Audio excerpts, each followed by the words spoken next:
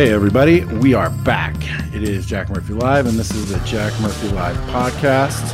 You can find me on Twitter at Jack Murphy Live, at my website, jackmurphylive.com. Jack Murphy Live everywhere, basically. The book is Democrat to Horrible. You can find that on Amazon. Make sure you check that out. But enough of that. Let's get to today's guest. We have Justin Lehmiller here, and he is the author of a new book that has just been released called Tell Me What You Want: The Science of Sexual Desire and How It Can Help You Improve Your Sex Life. How you doing, Justin? Great, Jack. Thanks for having me. It's my pleasure. Justin is an expert on human sexuality, and he is a research fellow at the Kinsey Institute, and we're going to get into what all that means. But first, I just want to sort of get a little bit of background on yourself so that we can put this in context for people. I'm assuming that some of my readers and listeners will not know who you are, but you do happen to work for, I think, what is the sort of world-leading institute for research on sexuality. And I find that to be completely fascinating. So could you just give me and everybody just a little bit of a history on your academic background and what led you to this position at the Kinsey Institute? And let's talk a little bit about what the Kinsey Institute is, too, to give people some context. Sure. So I am a social psychologist by training. I got my PhD from Purdue University. And for the last 10 years, I kind of have hopped around to a couple of different universities and have taught human sexuality courses to college students and done research on a number of different aspects of sexuality. What universities were those? So my first job was at Colorado State University. I was there for 3 years, and then I was at Harvard for 3 years after that. And then I moved to Indiana, and I was at Ball State University, where I was the director of a graduate program there. And then now I'm at the Kinsey Institute, which is also in Indiana. Oh, okay. Yeah, I had no idea. I'm actually originally from Indiana, from Fort Wayne, Indiana. So Ball State sounds familiar to me. Okay, so you taught at Harvard, you got your PhD, you're now living in Indiana, working at the Kinsey Institute. And is this Tell Me What You Want? Is this your first book on the matter, or? This is my first book that's not a textbook. So I've written a couple of textbooks, one of which is a textbook called The Psychology of Human Sexuality, and it's used in college classrooms around the world to educate undergraduate students about the science of sex, and it covers everything from the basics of anatomy and physiology to sexual behaviors and relationships and basically everything a college student should know about sex. the science of sex, I suppose. Yes.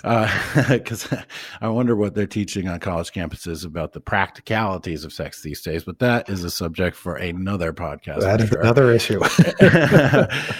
So what I've long had an interest personally in human sexuality, and the majority of my early writings on my blog and on Twitter were all about human sexuality and human relationships and intergender dynamics and such. But what was it when did you figure out that you wanted to become an expert on the science of human sexuality? And was there like a moment? Was there an event? Did something happen, or was something that you grew up with? Or tell me about that. Yeah, the job I have is not the kind of thing where when you're 10 years old and people ask you what you want to do when you grow up, you say, I want to be a sex researcher. It doesn't really work like that. So for me, I went to get my PhD in social psychology. I was studying the psychology of romantic relationships and what makes for a good, healthy, long-lasting relationship. And along the way, I was assigned to be a teaching assistant for a human sexuality course. And as part of that course, that was sort of when I realized that studying sex was even an option. I was training to become a relationship researcher, and I wasn't being trained in sexuality at all. And relationship researchers weren't even talking about sex, which was kind of weird. Well, right. So what do you attribute that to? Because, I think we see right now there's the first thing that comes to mind is like the recent APA guidelines on toxic masculinity and whatnot, and the pathologization, if that's even a word, of what some people might consider to be traditional male behaviors, but more importantly, it sort of leaves out or introduces this idea that psychiatrists, psychologists aren't being trained in studying some of the key elements that make up healthy relationships and healthy behaviors. And so, what do you make of that sort of absence that you discovered? And you're training to become a relationship expert, but you're not learning about sexuality and stuff. Where does that blind spot come from? I mean, I think a big part of it is just that sex remains a controversial subject, even within the field of psychology. For the last 3.5 years, I was working in a department of counseling psychology where I was training future PhD counseling psychologists. And there was one class in their entire curriculum devoted to sex therapy. And it was also like a sex and marriage and relationships course. It was everything all in one. And this Oh my idea that you God. can teach these counselors like everything they need to know about sex in the context of one semester and one class is just kind of absurd. I think also there's part of it that, why we don't have as much research in this topic is that it's hard to get grant funding if you want to study anything related to sex other than STDs. There just aren't many funding mechanisms for it. So people tend not to study it because these days you kind of have to go where the money is if you're an academic. Right.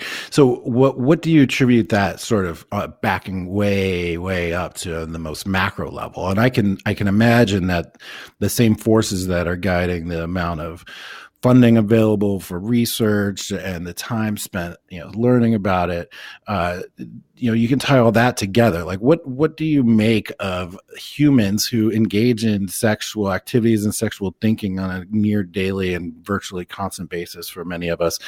What do you attribute this sort of, I don't know what you call it. Is it an aversion? Is it a willing ignorance? Like why are people not as interested in this element of our existence, which is, crucial 100% to who we are and our perpetuation of the species? Like, why don't people want to know more about this? Yeah, this is one of these things where I often like to say when it comes to sex, we have a much easier time doing it than we do talking about it. And it's because we have so much shame and guilt and embarrassment and anxiety that's tied up in it. And this goes back centuries. This is not a new thing. You can talk about the role of religion, the role of politics, all of these things go in and have made sex this taboo topic and something that we just feel so much apprehension studying or talking about. And it wasn't even until very recently, the last half century or so, that people have even thought that sex was something you could study scientifically. So the idea of sex as a science is also a new concept, and it's taking a long time for it to find its footing in society. That just blows my mind. I mean, this is like one of the most basic human activities, that we engage in. And the fact that there's a blind spot to it and aversion to it. And as we were talking about before we started recording, I don't know if you've experienced this personally, but, people that spend their time studying sex and talking about sex, I find out in the sort of intellectual marketplace that there's like a stigma even attached to the idea of thinking about it, talking about it, writing about it. I mean, have you experienced that in your professional life? Like, you put in the time and the effort, you've got the credentials in the background, you've taught at Harvard, you got a PhD. Do people, I don't want to say look down, but do they diminish, your sort of intellectual or academic, horsepower because you focused it on this particular topic? Sure. There are people who don't take it seriously. I can tell you, even some of my fellow colleagues, a lot of them have dismissed the fact that I teach a human sexuality course at the college level. And they say, oh, well, that's easy. Everybody likes sex. That has to be the easiest course to teach, because who wouldn't want to learn about it? But it's actually one of the hardest courses you can possibly teach, because everything you say is a potential minefield, for offending someone and there's also, people have so much misinformation about it and so many false beliefs, and so many people just come in knowing nothing. I have some students who've had no sex education whatsoever, and they're asking the most basic questions. And so you have to assume nothing. So it's actually an incredibly challenging course to teach, but people dismiss it because they think it's frivolous. It's sex. They just don't take it seriously. That's really weird. I mean, we're going to get into taboos and disgust and just natural aversions to certain things. And, I wonder if I wonder what the Evo psychologists would say about our sort of mass, long-term, historic unwillingness to address the details and the science behind sexuality. I mean, Is it was that a benefit to us in our evolution to like not pay attention to it, or is this a dysgenic activity? As Jeffrey Miller, he taught me that word, dysgenic. I was like flopping around for like 30 seconds using like 50 words to describe something. He's like, we call that dysgenic. I'm like, oh, thank you. I learned something. And so I just find this fascinating because in my personal experience, like I like I said, I wrote a lot about sex, and then I sort of learned personally that the things that I found were disrupting male-female relationships and disrupting the bedroom were also tied to other things that were disrupting the nation politically and like creating a lot of divides and disrupting our dating and mating markets were all tied together with the political scene. And so I started writing about politics. And then every time in the beginning, certainly as I started writing more about politics, people were like, oh, you're just the guy that wrote about sex, and you're just the guy that wrote about BDSM that 1 or 2 times, and you're the guy that wrote about consensual non-monogamy. How can we take you seriously? How could people take you seriously? And that's lingered with me too. I mean, I've deleted posts that were about BDSM and about feminism and rape fantasies and all kinds of things. I deleted them. People go back into the archives, they dig up the trash, and then they use that to smear me. Mm-hmm. And it's like I feel like I'm just talking about people's truths. And in fact, now that I remember, I actually cited a piece of yours that you wrote in like 2014 maybe about bondage fantasies and fantasies of submission and dominance as a way to the numbers are just astoundingly high of people that have those type of fantasies, and we'll get into that. But I remember writing about that and using some of your early data as a way to be like, no, this is a very normal thing to write about. Mm-hmm. And yet even in doing that, it's like sort of followed me around, but I've embraced it now much, I guess, as you have. And it's important to me, so I like to keep pushing it. Could you tell us a little bit about what the Kinsey Institute is? And because I want to put your work in a larger context and give my listeners the ability to sort of really legitimize in their minds what you're going to say. And the Kinsey Institute is famous in many circles, and so can you just sort of describe what it is and what the mission is and the history and maybe some of the things that we may recognize as a product of that work? So the Kinsey Institute is at Indiana University, and it traces its roots back to Alfred Kinsey, who conducted these landmark studies of human sexuality back in the 1940s and 50s.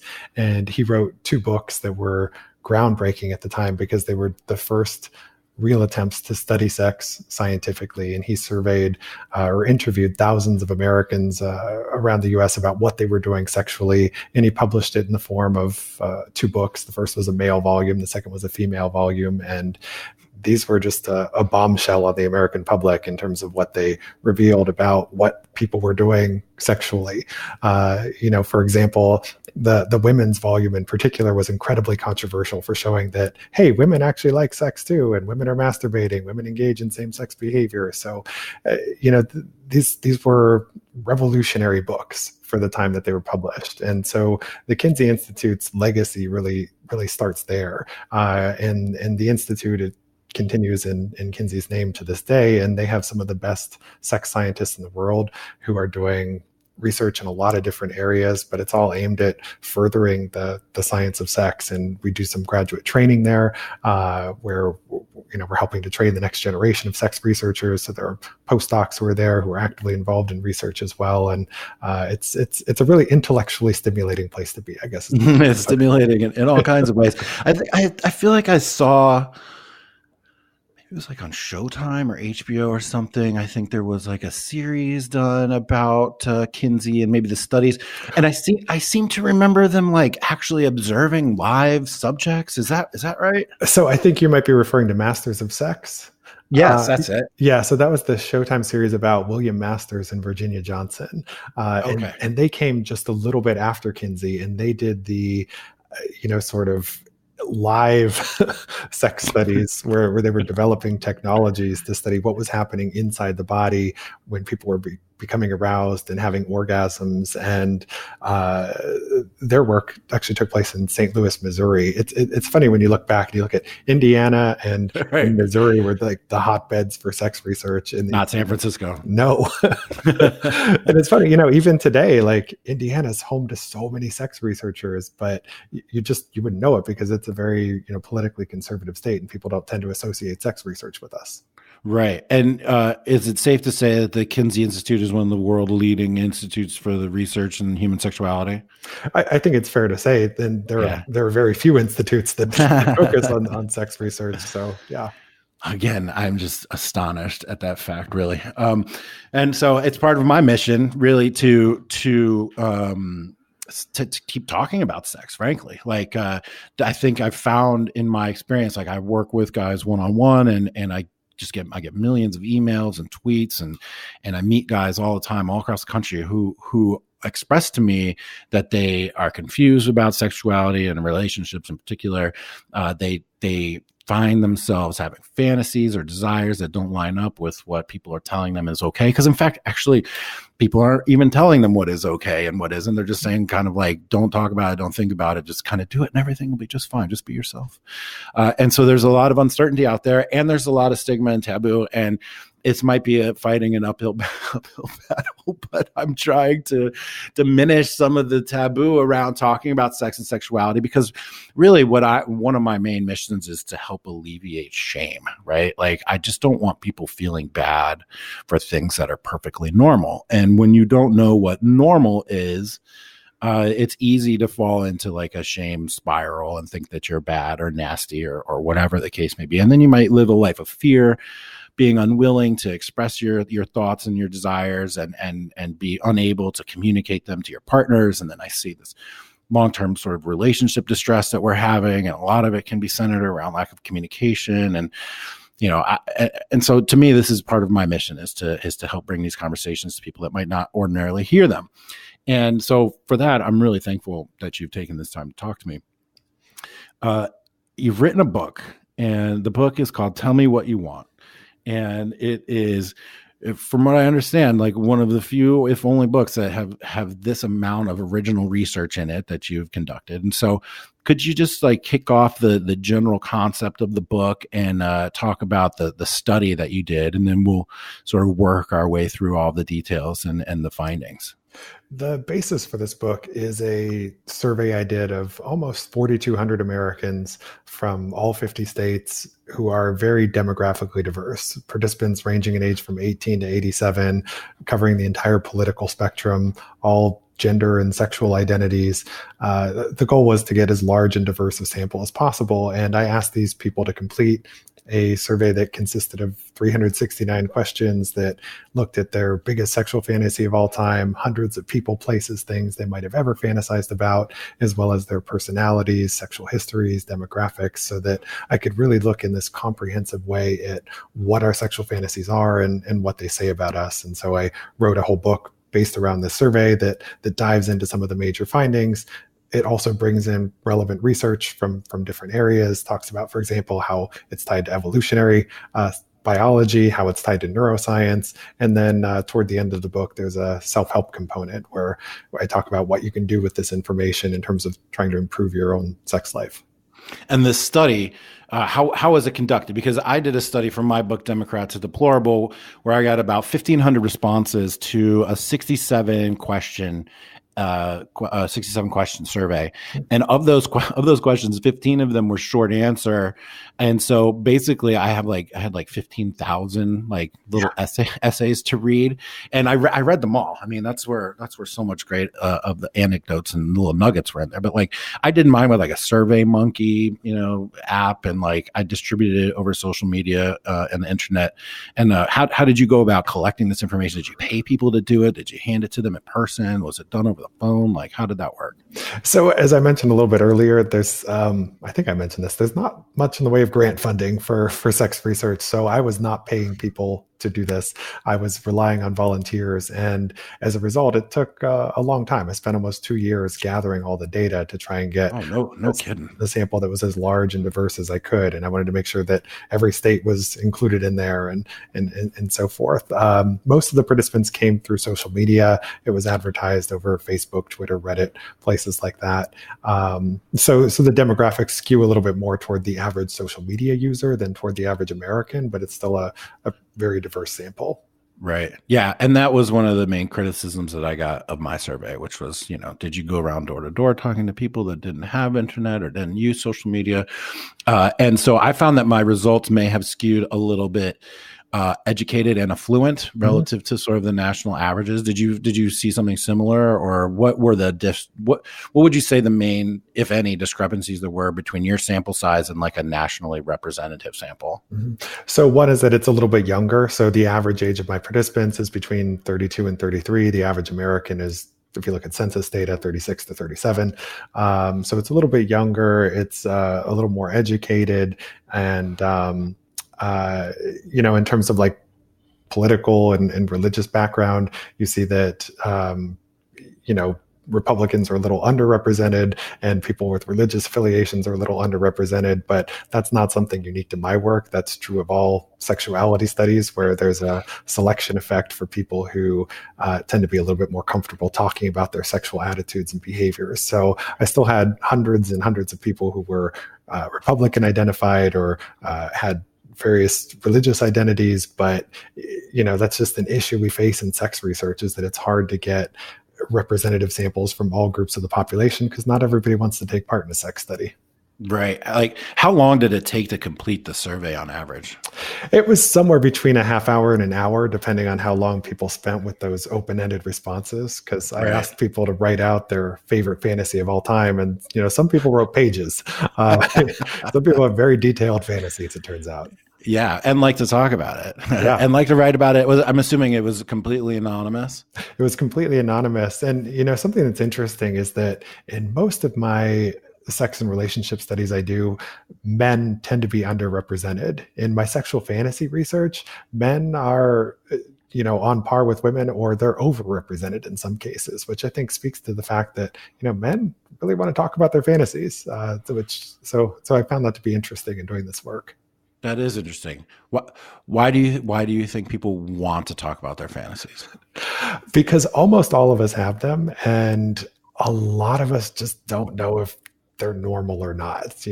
We seem to be very worried about our fantasies. And that was one of the things I found in this work, is that I asked people, what are the kinds of emotions that come to mind when you're thinking about your favorite fantasy? And, people report a lot of guilt, shame, and anxiety. And I also asked people, how common do you think your fantasy is? And people tended to underestimate it. They thought their fantasies were rare. And the rarer people thought their fantasies were, the more negative emotions they felt about it. So I think that's a big part of what's going on here, is we think we're weird because we don't have the information, and then that leads us to hide this and feel more ashamed than we should.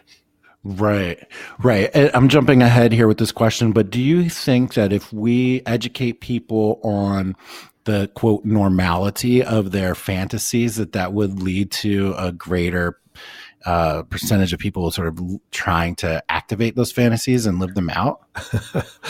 I think there is something to be said for education about, what sexual interests are more or less common. But I think in doing so, we need to also educate people about the difference between a fantasy and a desire. And, it's okay to have a thought that turns you on, but the desire to actually do it and the actual behavior might be something very different. So we also need to provide a lot of education around how do you turn a fantasy into reality? When should you or shouldn't you think about doing that? And that's something that I try to get into a bit in the book. But yeah, when it comes to sex education, there's a lot that we need to cover there.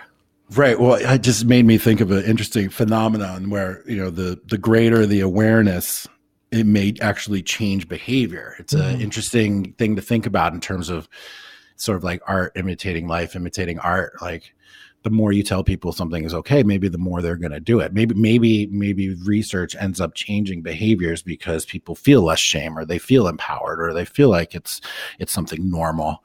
That's interesting. I think, unfortunately, there's a long way to go before the results of this type of work becomes part of the sort of common wisdom of our culture. So I don't think we don't have to worry about that just yet. Not going to happen anytime soon. Not going to happen anytime soon. Well, you brought up something that I wanted. That was like one of my first questions about the whole study, which is, can you define what a fantasy is for me? And then you couched it also versus desire. And so, because that was something that I kept asking myself as I was reading the book. I was like, what is a fantasy? What am I fantasizing about? And then I also thought later, like, well, if I stop fantasizing about it now, does that mean that I'm no longer interested in it? And there's all kinds of questions that go along with that. Mm-hmm. So let's just start with that. Like, what is a fantasy? So a fantasy is something that happens while you're awake. It's a conscious thought. So this is different from a sex dream. That's something totally different and something I don't really get into. So a fantasy is a conscious thought that you find to be arousing sexually. So it is a mental thought or image that turns you on. And a fantasy may or may not be a desire. A desire is something you actually want to do. I find that for most people, their favorite fantasy of all time is a desire. About 80% of people say it's something they would like to make part of their sex life in the future. But most people have lots and lots of fantasies, and most of our fantasies aren't desires. It's not the case that every thought we ever have that turns us on represents something that we truly want to do. Right. And, I've talked to a lot of girls that have like gangbang fantasies, and a lot of them will say that they have a fantasy about it, but quote, some things are left better as fantasies. That's something we talk about later too. But is there a difference between like a sexual thought and a fantasy, right? Because I can think about all kinds of sexual things I might like to do, but it may or may not actually stir a physical arousal. Like for your work, were you focused solely on a thought that actually causes some sort of sexual arousal in the body, whatever those physiological markers may be? And could you describe what those may be also? Yeah. So in terms of the way I defined it for my participants, I was very clear at the beginning of the survey to say, this is what a sexual fantasy is. It's a mental thought or image that turns you on. It creates sexual arousal. So yeah, you can think about sex, but not have it be a turn on.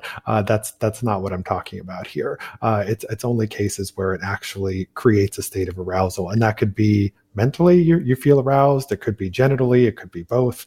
It kind of depends. Sometimes people will fantasize in a situation where they try to inhibit their genital response. I find some people, for example, fantasize about sex when they're in church, and they might inhibit their genital arousal in that situation, but they're still turned on subjectively, mentally, just not physically. And would you say that a fantasy is more likely to be spontaneous or something that you are proactive? Because if you ask me to start thinking about things, I can start thinking about a ton of stuff. But is this something that, it doesn't happen to me so much anymore, honestly. But I do remember just being like hit with waves of like, oh yeah, I really want to do this thing. Oh my God, that sounds amazing. Is there a certain level of spontaneous thought that involved in it being a fantasy? And, or do you see fantasies more common among certain age groups? Like when people get older, do fantasies start to diminish? And, is there a peak to that or something? Sure. So fantasies, I think it's important to recognize that they serve a lot of different functions. So when I ask people why they fantasize, they do it for a lot of different reasons. And when I ask people where they fantasize, they do it in a lot of different situations. So sometimes it's just this spontaneous, inexplicable thought that pops into your head. Other times, however, it's very deliberate. So for example, if you're having sex with a partner, you might intentionally fantasize so as to maintain arousal, or you might intentionally fantasize because you're, in the process of masturbating, and it's a way of, getting there. So there are times when we deliberately call it to mind, but there are other times where it just pops into the head. Right. Interesting. And what about the age? Is there a relationship between like the frequency of sexual fantasy and your age? Yeah, I think it's interesting when you talk about age and sexual fantasies because, yes, we do tend to fantasize a little less often, and that's tied to just general changes in libido that happen as we age. So if sex drive is decreasing, you're probably going to be fantasizing about sex a little bit less often. But you also see changes in the nature of people's fantasies as they age too, which is something I looked at in the data for this book. And we haven't previously had any research on that because almost all the fantasy research has been on college students. And it turns out that college students, if you want to study sexual fantasies, are the least interesting group you could possibly study because they have the most narrow fantasy repertoires. They don't have as much diversity and variability. So it's actually older adults who have more variable fantasy content, and they're so much more interesting to study. Yeah, I mean, I can tell you that as a teen, as a youth, my fantasies, if you could see inside my closed mind, it was just like two giant breasts, right? Or just I'm thrusting inside of a woman. Like that was enough of a fantasy. And I'll tell you, my fantasies now involve like complex situations, props, into like multiple people, their own individual motivations, the feelings that they're having, like what I'm wearing, where we are. Like they get so much more complex. And that brings up a couple of other issues too, which is one, like, do you see a relationship between the number of sex partners they've had, which is not necessarily the same as like the amount of sex that they've had, and their fantasies. Also, what is the impact on like, I don't want to call it sexual maturity, that's not right, but like, being experienced with sex, like what is the impact on your sexual fantasies there too? So I don't recall if I looked at how number of partners was linked to people's sexual fantasies, but I did look at how sex drive was correlated with it. And what you see is that for people who have a higher sex drive, they tend to have a lot more frequent fantasies and more variable fantasy content. The same goes for people who are what we call sensation seekers, where they just have this heightened need for thrilling and risky encounters to try and get them there. Also for people who are high in the personality trait of something called openness to experience, people who have overactive imaginations, right? We see certain groups of people who just tend to have a lot of diversity in their fantasy content.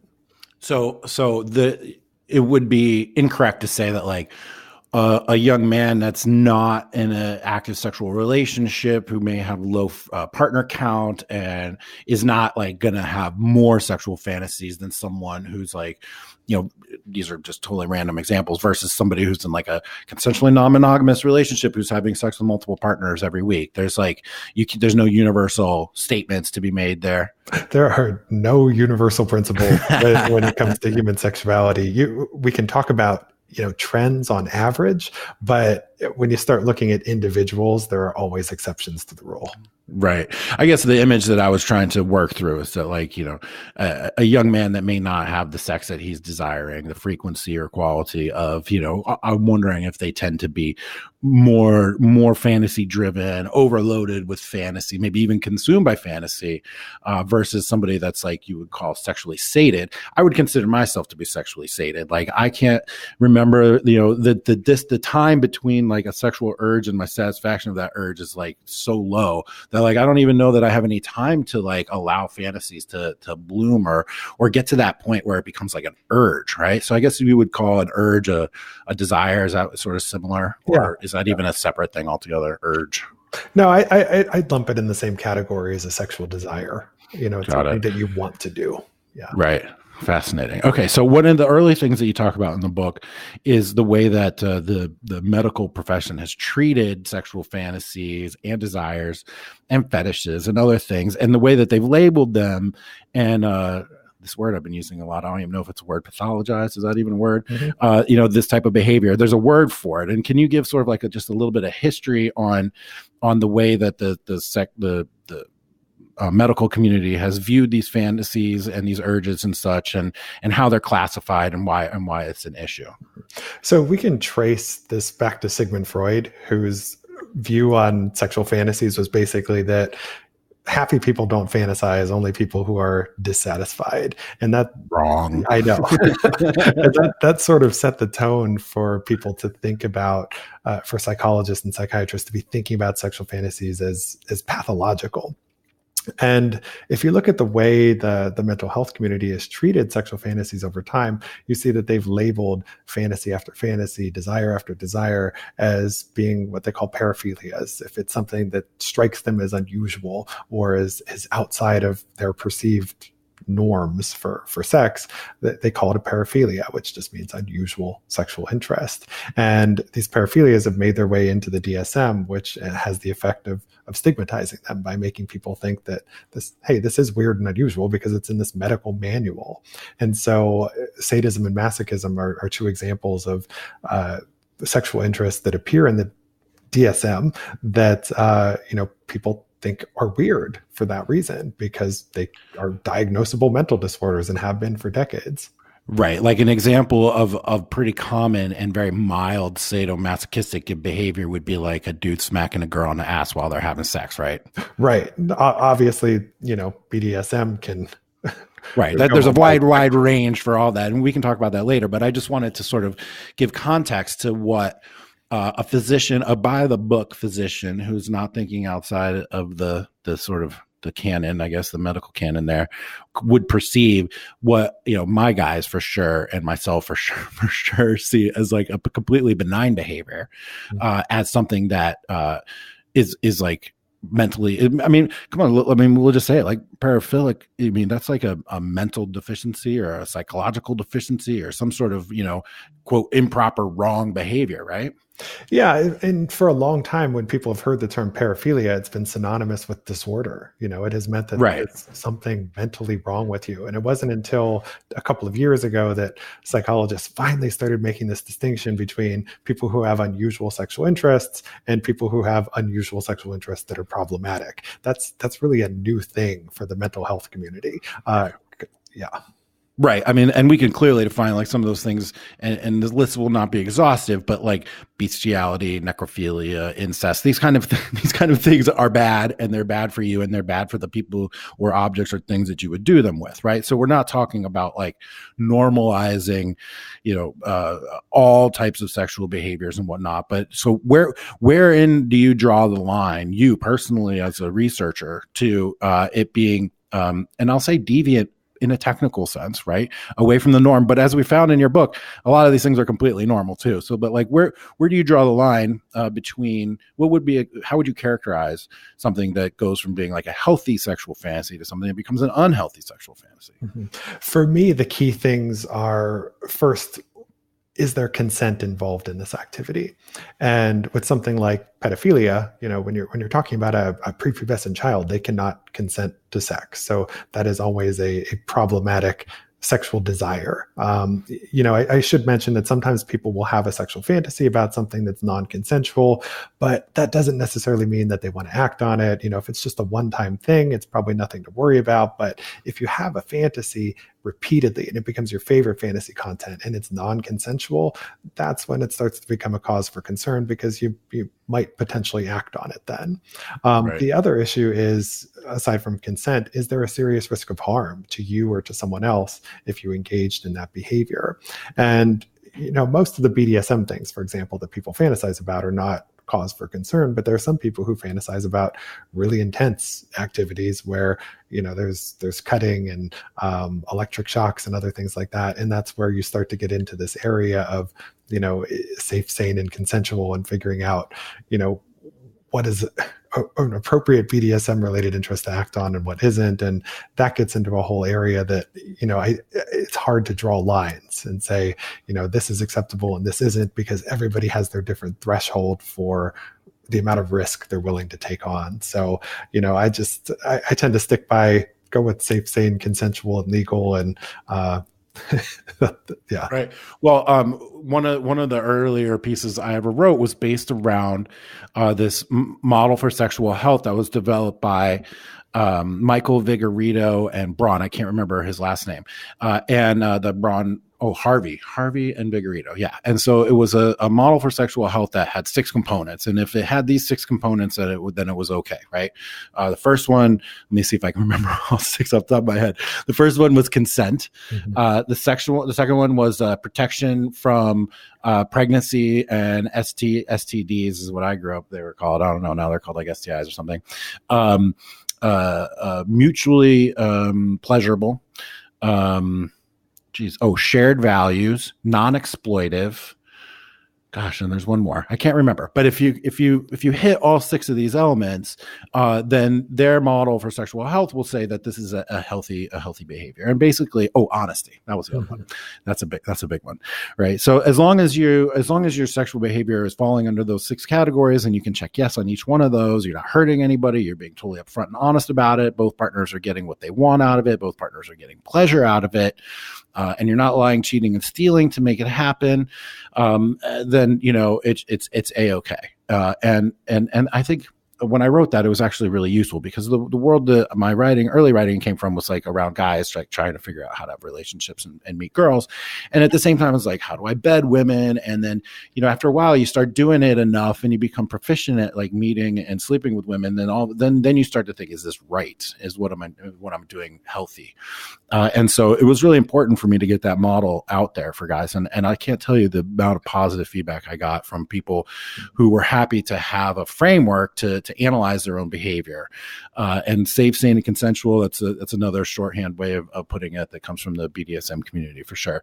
So that's what we're talking about here. We're talking about things that are going to fall under these categories, and especially in your actions, right? Because I at least believe partially that we can't be held accountable for our thoughts. So it's really just about our actions and stuff. So that's what we're talking about. And the weird part of the story is that even activities that fall under those guidelines and that meet that criteria, we're still being defined as something, as this paraphilic, right? Which is a negative. It's in the book. You're deviant and maybe even deranged for even thinking about these things. And have we seen have any of these activities come out of the manual and been unlabeled as paraphilic? I mean, have we seen an evolution in thinking there? Yeah, and that just goes to show how subjective the term paraphilia actually is. So right. One example is homosexuality was listed as a paraphilia in the DSM until the early 1970s.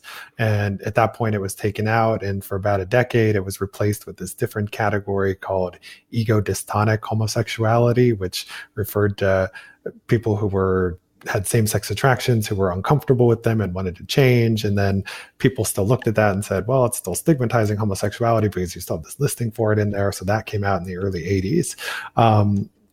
Now, outside of the DSM, I've got a book on my shelf that lists more than 500 different paraphilias, and it includes oral sex and anal sex, and basically, anything other than penile vaginal intercourse, they're calling a paraphilia. So for procreation, or anything outside of procreative missionary, right? Right. Well, that's interesting that you bring up sort of the researcher's perspective or the writer of the manual. Like, if it falls outside of what they feel like is normal, then all of a sudden it's not normal for anybody. And I get the feeling that a lot, and I feel like psychology is having its like pants pulled down these days, like that reveal a lot of these personal biases and a lack of objectivity. And we're seeing that now, like with these gender roles and stuff too. And, it gets infected with politics and ideology. And sexuality has certainly been infected with religion and moral codes and judgment and such, and all of which are fascinating to me. And this is probably a subject for another podcast. But like, where did those initial feelings come from? Where do these ideas of disgust come from? Where do those norms and stuff come from? Like, why were they there? Were they healthy for us or not? But I certainly am one. I consider myself to be sex positive. Like, I believe that 2 healthy adults can consent to do whatever they want to do with each other. And I'm all for it. Like, and I'm certainly probably the most sex positive guy in my little sphere, which gets me a lot of flack sometimes. And people come across my like conservative political writing, and then the next day they're seeing me on Twitter talking about sex positive stuff, and they're like, "Oh, what's happening here?" And then I get unfollowed. So I'm definitely cultivating a unique following here. So the book then moves away from talking about the defining elements of the paraphilic nature and into your sort of main findings. And, let's talk about that, because I think that's sort of the fun part for sure.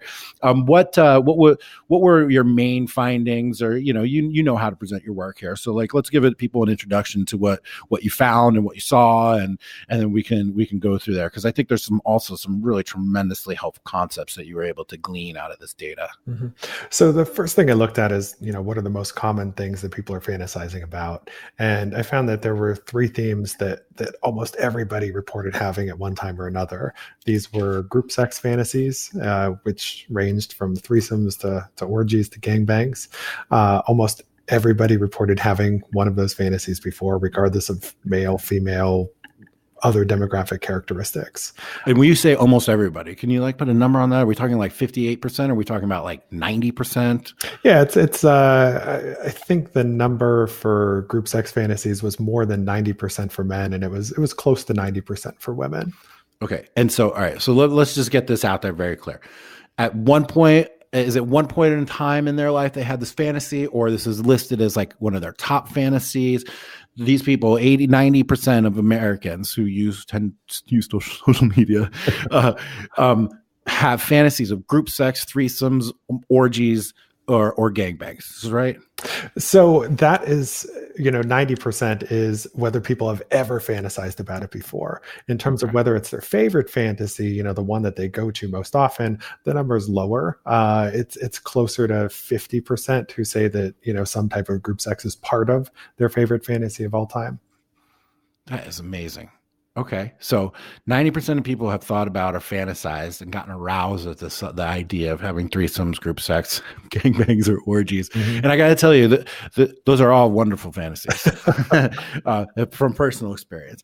But, and none of that really surprises me. And it's funny when I'm engaging with people online who seem to think that nobody has any of these fantasies and nobody has thought about this stuff. And I write about it and they're like, you're wrong. That's just your experiences. And well, I'm sorry, maybe I don't regret, but I do have almost a scientifically statistical relevant sample size. So my experience does have some weight to it, but I love seeing this stuff backed up by research. So after group sex, basically multi-party sexual experiences. Mm-hmm. What did you find after that? BDSM was almost as popular. Again, it was close to 90% or more for men and women that they had ever fantasized about it. And it was a very large percentage who said that it was part of their favorite fantasy of all time in some way, whether there was a dominant submissive dynamic or whether there was some bondage involved. There's so many different ways that can play out. So one of the detailed questions I had when I was reading this was thinking, okay, so you're surveying men and women, and I think I read that you found that there's a tendency for greater number of people fantasized about being submissive than they did about being dominant. Yep. Right. And I can guarantee, I can definitely put my personal stamp of approval on that one. Confirmed in the field. No question about that. But did you find that there was a skew male or female on dominant versus submissive? And then what does the Venn diagram look like of people that were fantasized of dominance? You guys can't see this on the podcast, but I've got my hands up and looking at the Venn diagram.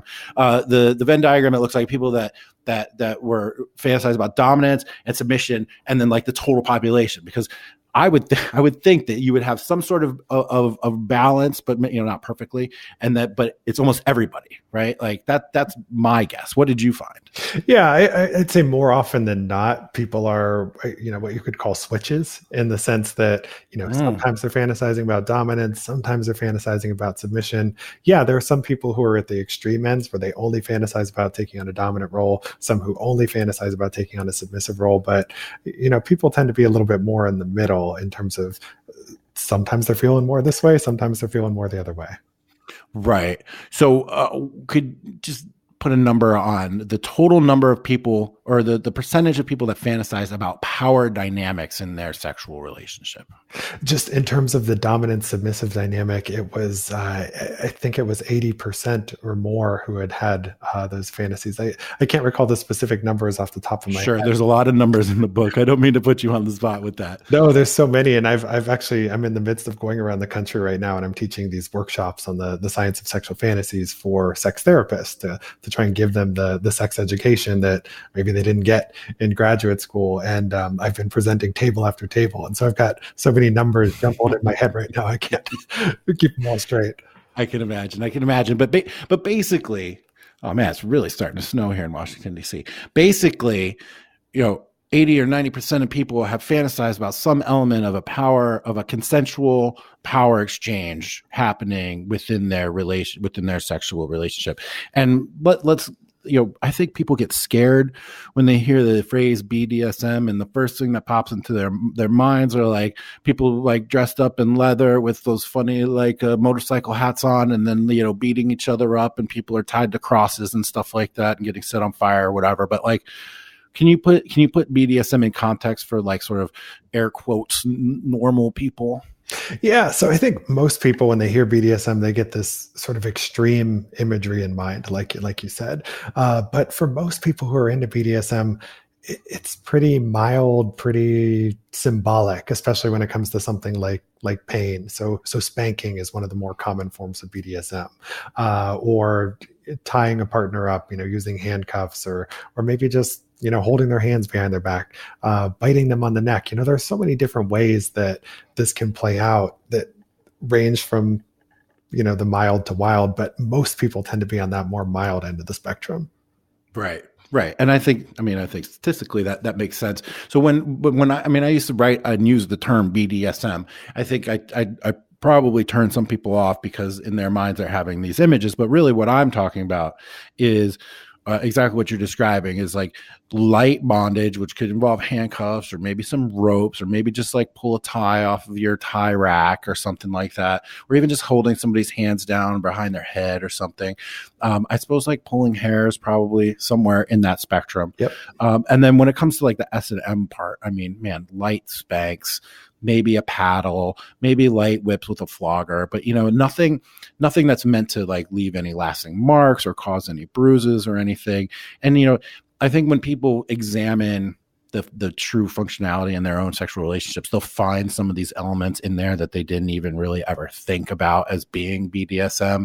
I like to put my hands down on her shoulders and pin her down into the ground while we're having sex and she can't move. Oh, well, that's, that would probably fall under this category, right? Mm-hmm.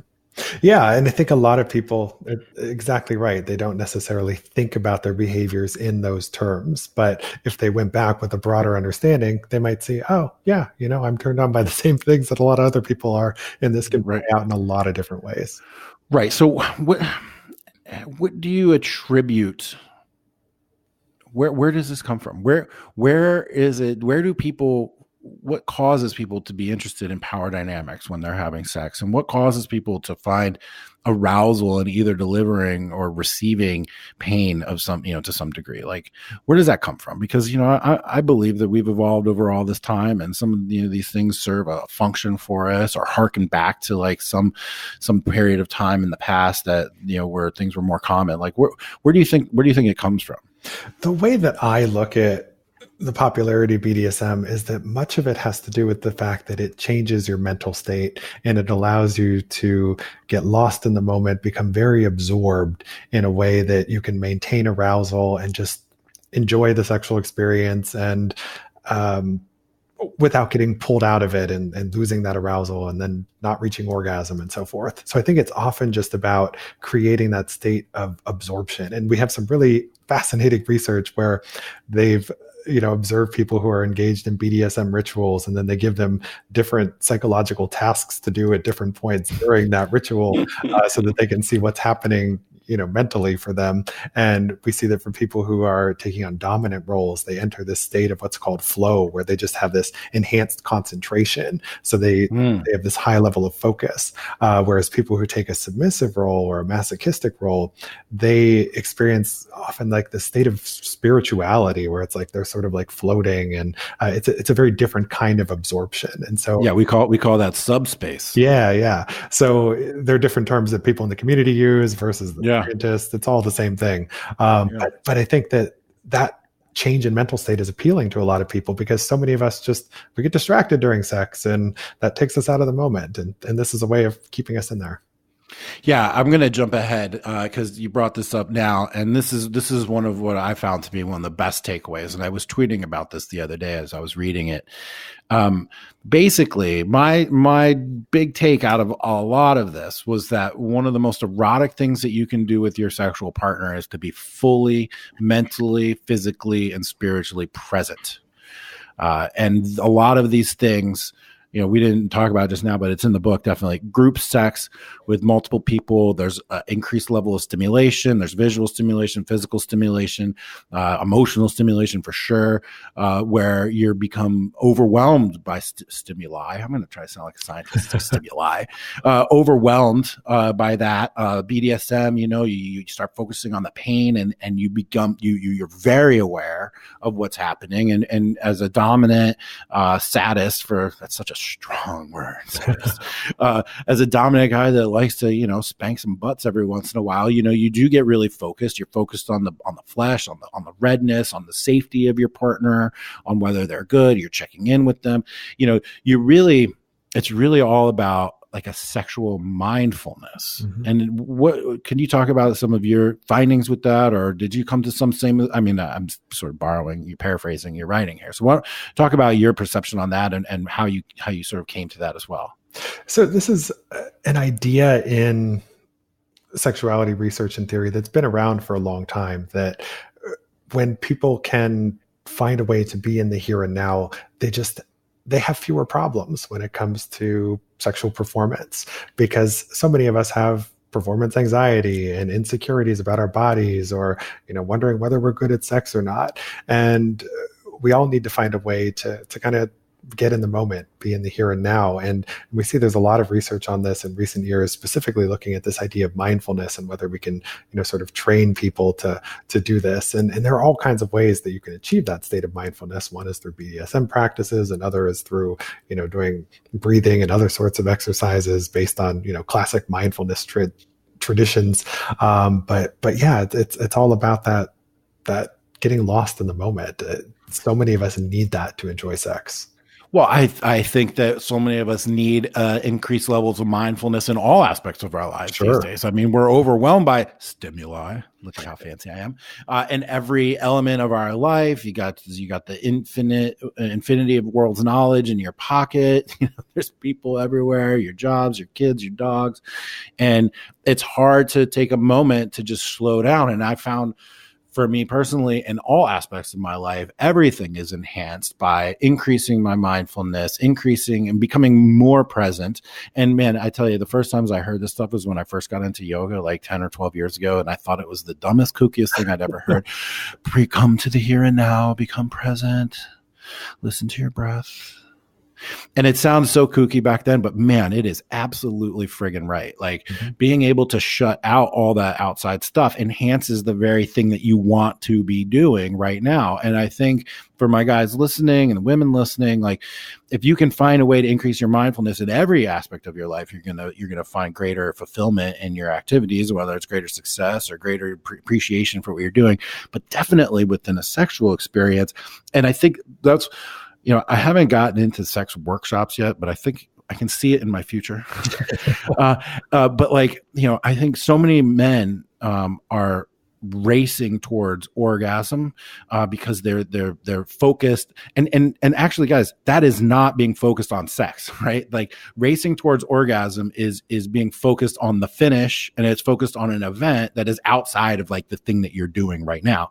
And at the same time I was learning about BDSM, I was learning about tantra also, and like tantric work, where it really is like yoga, sex yoga. It's amazing where you really take the time to focus, you take the time to breathe, and you take the time to be in the moment, in the act, in the act that you're doing at the time. And so like it's penetration, for example. And then like one of the activities that I first learned about in order to enhance this ability to become present during sex was to like just insert the penis into the vagina and then just chill, right? Just like hang out with your partner in that state. And just sort of see what happens to your bodies. And man, if you do that, you will find that your body, your erection becomes more pronounced, the vagina becomes more swollen and lubricated, and it opens, the vagina opens up, it becomes deeper, and like there's just a deeper sense of connection. And so I was really, really excited to see that one of the conclusions, at least that I drew from the book, was this increased sense of presence. And this increased sense of mindfulness will lead not only to like a decrease in your sexual anxiety, It'll increase your ability to perform, but it's also going to increase your just overall enjoyment, and it could possibly take you to places that you've never been before. So that's my sort of technical note, sort of rant here. And BDSM does the same thing. The group sex is overstimulation, and there's another third component I think that you found was one of the more frequently had fantasies, and what was that? That was the novelty, adventure, and variety. Just going out, trying something new and different, and trying to fend off something that sex researchers call the Coolidge effect, which is basically this idea that we tend to become less aroused to the same stimulus over time. So, for example, in studies where men, well, can you tell the story? It's about the Coolidge effect. Yeah. Yeah. I'll just say the one more thing about how it works is that if men and women watch the same porn clip every day for a week, they show less arousal to it over time. But if you show them a new clip with new actors, then they get really excited again. So that's the idea behind the Coolidge effect. It's named after former President Calvin Coolidge, and it's this comes from this anecdote about him and the First Lady visiting a chicken farm, and they're going on a tour of it, and the First Lady gets ahead of her husband, and she sees this rooster has a lot of sexual prowess. He's going from one hen to the next, and she's impressed by it.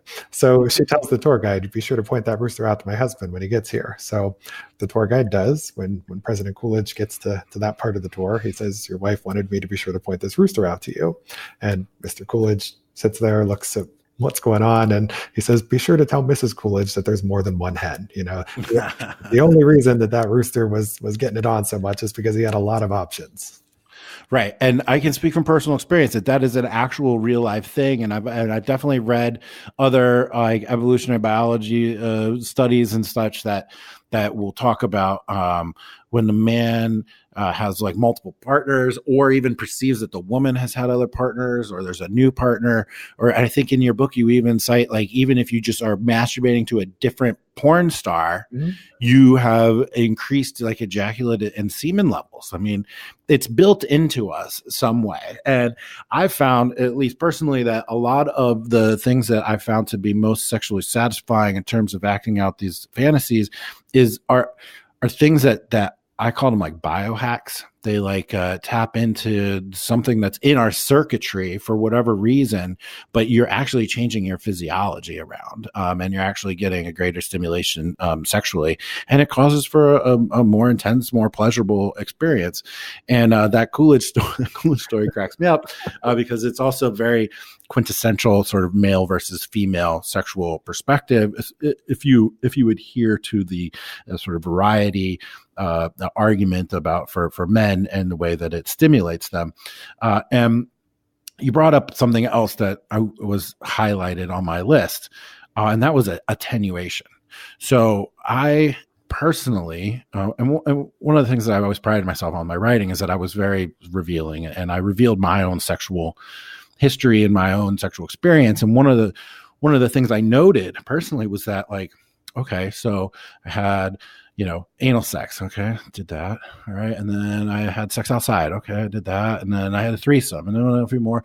And then the stimulation required to get that same novelty effect, or the same whatever effect it was, became sort of greater and greater. And that's when I sought out like a healthy sexual model to operate under, to make sure that as I was pursuing these like greater and greater sexual fantasies, that they were still healthy and sane and consensual and stuff. So you mentioned this in terms of pornography. Now, I did a whole podcast with Dr. David Lay about pornography and the impact on men, pornography on men, masturbation, the effect of masturbation on men, etc. And I don't know, and I'm going to put words in his mouth, and I may be wrong, but I feel like he argued that pornography did not necessarily have that same effect, but I could be wrong. I'll go back and listen. So David, sorry if you're listening. And I know he will.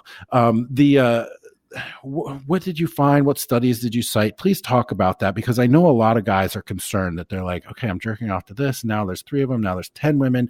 Now I can only get off to jerking off to like 100 women all wearing cat suits with butcher knives and, peeing on each other or whatever the case may be. So like, what did you, that's a good one. Let me write that down. What did you find? Like, what kind of study did you see? And how do you see that playing out in terms of porn use and sexual fantasies? Wow. Okay. That's a complex question. So, the idea behind the Coolidge effect is that we're turned on by novelty. And so what that means in terms of porn use is that we're not going to want to watch the same thing over and over and over again. That doesn't necessarily mean, though, that we're going to need to amp up the intensity level of it, right? We just need something new and different. So that could be a new actor, actress, performers. It could be, having sex in a new setting or location. There are all kinds of ways to add a new twist to what's going on sexually that don't necessarily involve amping it up in a way that some people might perceive as dangerous. And I think this is where the sex addiction people come in and they start interpreting our need for novelty as a need for, they're conflating that with addiction. I think those are slippery slope. Yeah. Very, very different things. And, there is some research, I believe by my colleague, Nikki Prowse, or maybe it wasn't her. Sorry, I've got so many studies I can think of. I just can't always remember exactly who did them. No, of course. Or you could just, half make it up like I do sometimes. Well, I know it's on my blog. I've written about this, that when the people who are turned on by the very intense kinds of porn, they're also turned on by the mild sorts of porn as well, right? So the data isn't consistent with that idea that, there's necessarily this escalation effect that if you watch a little bit of porn, that makes you just, you can never shut it off and you have to keep going to more and more people, more and more intense activities. Right. And at least personally, I can say that didn't happen to me. And like, honestly, like my porn use has really gone down quite a bit. And I've always wondered about the correlation between porn use and actual sexual activity. David said that there's no relationship. I don't know. My personal experience, I'm not sure exactly, but I don't, porn. Yeah, I do. I personally, though, in my own novelty experiences, I have found that I do need, if I want novelty, I need it. Well, it needs to be novel. And I guess there's a certain point at which, you've checked off, not that it's a mechanical thing or anything, but like you've lived through a lot of these fantasies and you sort of get to a point where to go into the next layer of fantasy, it's unattainable in some ways. I mean, as great of a lover guy as I am, I don't think I'm ever going to have 50 women all at once, like fanning me with palm fronds and throwing little pickles at me, even though it may be a fantasy of mine. And you were the one who submitted that fantasy. Gotcha. No, I have stole that from the movie Real Genius with Val Kilmer from like the 80s. I don't know if you're old enough to remember that movie, but definitely the palm fronds and the little pickles, that element of it I borrowed. But I think women, female relationship experts as well, female relationship therapists especially. Oh my God. Don't use porn. If your husband's using porn, he's never going to want you again. That's a sexual experience he's having. That's infidelity. He's being unfaithful to you when he's masturbating at all. But when he's masturbating and, to a woman on the screen, he's definitely cheating on you. I mean, I've heard all that. I've heard that in couples therapy with my ex-wife and the 60-year-old woman sitting across from me telling her that I was cheating on my ex-wife because I was masturbating to pornography because my wife wouldn't have sex with me. But anyway, that's another story.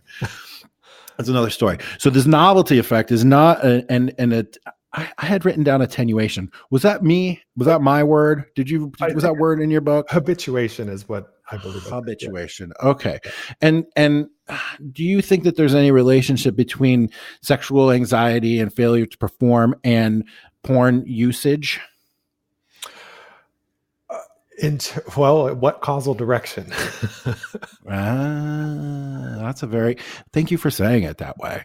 So your question implies that maybe people that have sexual dysfunction then seek out pornography in order to masturbate on their own because they can't perform, not the other way around, that they're using pornography and that causes the dysfunction. Yeah. And this is one of those things that's hard to study scientifically and tease apart which direction it is. So yeah, I don't know that I have a good answer for that because we don't necessarily have great data on it yet. Yeah. Oh, this brings up a question I asked David too, which was, are there any studies? And if the answer is no, that's fine. And if the answer is no, and you want me to be a subject in this study, I will definitely do it. Is there any correlation at all or is there a difference in the physiological response that you have to orgasm in different situations, such as solo masturbation with no pornography, solo masturbation with pornography, masturbation in the presence of another woman, mutual masturbation, intercourse? Like, are the hormonal and physiological responses to each of those the same? Do they have the same impact on us? Do they boost our testosterone? Do they sap our energy? Do they release oxytocin? Like, is an orgasm just an orgasm, or is the context and the stimulation, is that relevant as well? Based on my understanding of the data, and I should back up and say that orgasm science is not where it needs to be, because Masters and Johnson did sort of the pioneering work on this back in the 1960s. And then there wasn't a whole lot of research on orgasms until very recently. And a lot of what Masters and Johnson said, it turns out, when we're starting to restudy this, we're coming to some different conclusions. And so I think my understanding of the data is that an orgasm is an orgasm physiologically, but psychologically, it might be a very different experience. You can have different feeling orgasms based on your state of arousal or what you're doing or what substances you consumed, right? So the physiology is there and it's always the same, but the psychology is different. And the mindfulness is, sort of part of it. Are you present and fully enjoying that pleasure? Like, that can affect the quality of the orgasm you have. Right.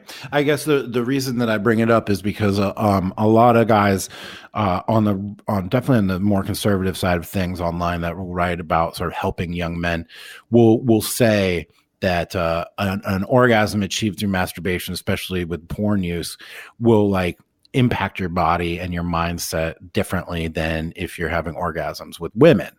And they say this as a way to be like, quit jerking off, no FAP, no porn, cut yourself off, abstain from that. It's, it's not helping you. It's ruining your ability to go out there and form meaningful relationships, etc. And these are guys that are like genuinely trying to help other guys. And I have been pushing back against this notion. And I think it's far more common on the more conservative side of things. But, that's a study that I want to see. I want to see what the impact is on your testosterone levels and sort of your general motivation to engage in like a personal relationship. If you orgasm versus masturbation with pornography or orgasm with another woman, I would love to see what the hormonal impact and the physiological impact are in those different cases. Because I want to put this issue to bed once and for all. It would be nice. I'm with you on that, because I get those kinds of questions frequently, and it would be nice to have the data point for it. It really would. I guess I would have to like get blood work done after eat. I'm going to do an N1 study. And I'll have the phlebotomist right there in my bedroom. And as soon as I'm done in each of the 3 circumstances, I'll have her draw my blood and tell me what she finds. I mean, that's actually a study I could do, really. That's interesting. Okay. Anyway, moving on. Let's see. I want to talk about an impact on the realization of your fantasies on your fantasies. So, do your fantasies change once you've achieved or experienced them in real life? And then what is that process like? And is there a path? Like, what happens? That's a great question. And this is a case where we could really use longitudinal data on sexual fantasies, where we could see over time what happens when you share this fantasy and then when you act on that fantasy, and then does that lead to change in subsequent fantasies? We don't have the data to be able to do that. That wasn't something I was able to collect as part of my study. But as I mentioned a little earlier, people's fantasies do change as they age. And maybe that is in part because they're acting and achieving some of those fantasies, and as a result, developing new fantasies from there. What's your hunch? Forget about the data. I always want data. I'm a scientist and I like to speak based on data whenever I can. But, my prediction would be that if you acted on a fantasy and the experience didn't go well, it didn't live up to your expectations, then I think maybe you'd replace that with a different fantasy. But if you acted on it and it was really good, maybe you'd keep fantasizing about it because you want to keep repeating that experience, or maybe you add a new twist to it. Yeah. Well, I found for me, it's definitely adding a twist. Mm-hmm. Adding a twist. Like I said, my fantasies have gotten far more complex. When I'm very dominant. And so my sex partners are looking to me to like lead the way anyway. So like part of my job, my sex job, is to be creative and is to be a leader in the bedroom. And I think that that's one element that people lose sight of when they're talking about dominant submission. Like the dominant person is a leader in the sexual activity in a way, but you're also sort of submissive to your partner's desires too, because you may be dominant and leading the way, but you're also have their fantasy in mind too. So like there's a responsibility that comes with being dominant and in charge of your sexual experience. And so therefore you kind of, if you do it long enough and you're any good at it and you develop a real process, you begin to become more creative and come up with more twists and more ideas. When I think of some of my earlier threesome fantasies versus the ones that I have now, which involve like, I'll leave that out. But they've definitely gotten more complex. So the next thing that I had on my list was your political perspectives, your political parties, your Trump voters versus your Clinton voters versus, how did you see political leanings impact people's fantasies and or realizations? Because I feel like we're also haven't yet delineated between fantasy and realization. I think that that's a wide gap to cross, right? So we'll keep talking about fantasies. So what did you find in terms of people's political affiliations or ideologies and their sexual fantasies? So my data were collected 2014 to 2016. So it was before the the most recent presidential election. And what I found was that self-identified Republicans were more likely to fantasize about a wide range of taboo sexual activities, as well as infidelity and orgies and cuckolding as well, swinging too. So, it was sort of the multi-partner activities, the partner swapping activities, and the taboo stuff I found were more common among the Republicans. Among self-identified Democrats, the area where I saw the biggest difference there was that they were more into BDSM. So I saw, some differences in what people were fantasizing about based on their political leanings. Wow. Okay, that's fascinating. Let's dig into that a little bit. So I presumably self-described Republicans, I'm just assuming here, and correct me if I'm wrong, may have a tendency to be a higher rate of marriage, more strictly adhere to monogamy, maybe got married earlier, maybe have more kids, maybe are whiter, maybe are more religious, right? Like all the stereotypes you come up with, they're actually true. And so they're living a life where they're married and they have kids and maybe they're going to church and they're not having a wide range of sexual experiences. So like they're thinking about like stepping out on their wife, but not, maybe consensually, but like some sort of extramarital affair. So like a level of novelty and such there. But absent in those fantasies is BDSM, like power exchanges and the S&amp or submissive dominance now? It's not to say that it's absent. It's just that statistically it was less common for Republicans, more common for Democrats to fantasize about BDSM. I got it. So David and I talked about this as well. And he told me that the reason that Republicans don't have a less of a tendency to fantasize about dominant submissive relationships is because traditional relationships are inherently dominant and submissive. Mm-hmm. What do you think about that? Makes sense. I mean, yeah, I guess I can't argue with that. I hadn't thought about it, but hey, maybe it's I buy it. Right. So I'm going to tie this together when we go over to the other side, right? And I think my conclusion is something that you wrote about and can agree with too. So then on the Democratic side, on the liberal side, more interest in BDSM, which includes power exchanges and also includes a little bit more physical aggression and some dominance and stuff.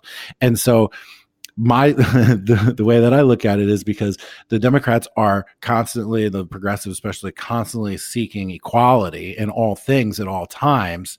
So then when they are having sex, they can act out on their fantasies of actually things being unequal, of power exchanges actually taking place.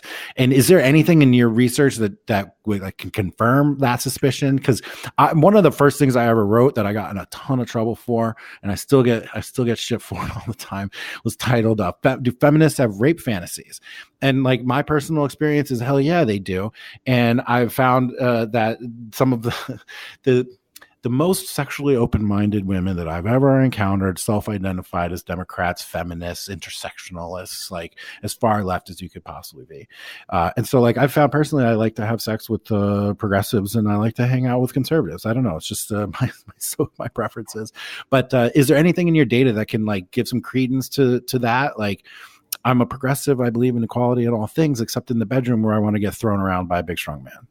Yeah. So your interpretation of it is something that I have argued before in other places about, espousing these ideals of equality and then, sort of playing with them sexually as a way of, sort of dealing with that. I think a way to make sense of that, and what also helps to make sense of why Republicans had more of the taboo fantasies, is that ultimately, we're turned on by taboos and what we're told we shouldn't do. And I think for Democrats, when you're adhering to those ideals of equality and the playing field is perfectly level for everyone all the time, it becomes very transgressive to, have that dominant submissive power dynamic. And so I think that it's sort of the taboo element that makes it appealing.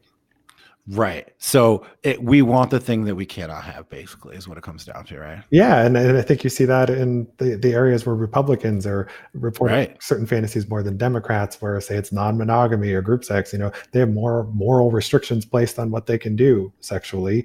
Many of them do, based on what they're told by their religious teachings or so forth. And so it's ultimately that taboo more than anything.